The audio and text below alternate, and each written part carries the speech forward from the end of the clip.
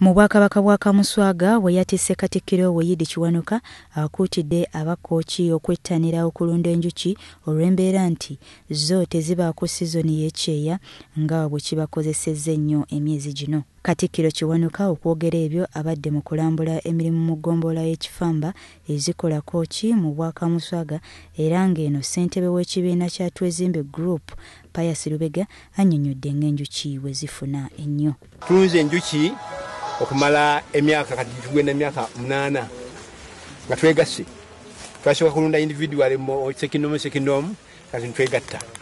Tukolawo project y'enjuki eyawamu. Naye mukuwa ekola eyawamu kiri kya individual kya sekindomu tetwakita.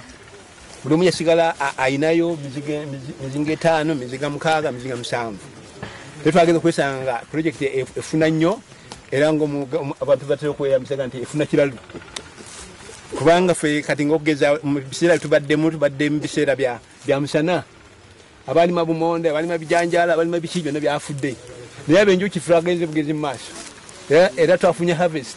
Pius Lubega alambuludde engeri gye bakozesa ensimbi ezivudde mu mubisi gw'enjuki ogw'ekibiina kino okugula ebintu ebyenjawulo ebiyamba okuteeka projekiti yaabwe ku ntikko.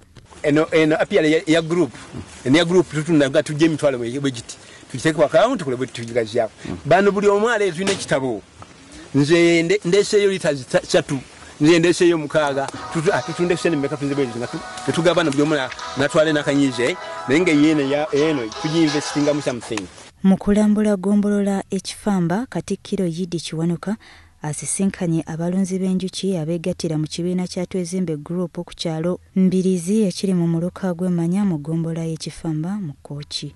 Bano balomboze ebizibu ebiyitirivu bye basanga mu kulunda enjuki omuli enkola y'emizinga emikadde, ebyambalo ebiwakula omubisi ssaako n'obutabeera na mikebe egiteekebwamu omubisi ebiri ku mutindo. Twandyagadde okufuna ebyuma ebituyambako mu kuwakula tulinako bino bitono nnyo.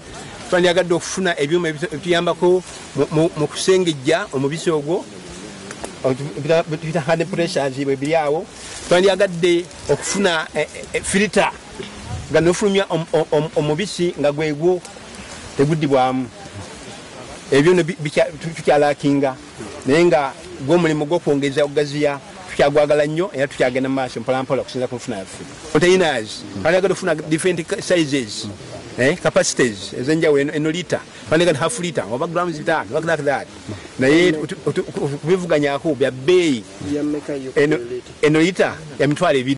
Wano Katikkiro Kiwanuka wasuubiriza okubadduukirira n'ebintu bye bakozesa mu mulimu guno. Mwinane already n'entandikwa tugenda kusala amagezi gonna okulaba nga tubongera ku mizinga mubenga mukulaakulanya project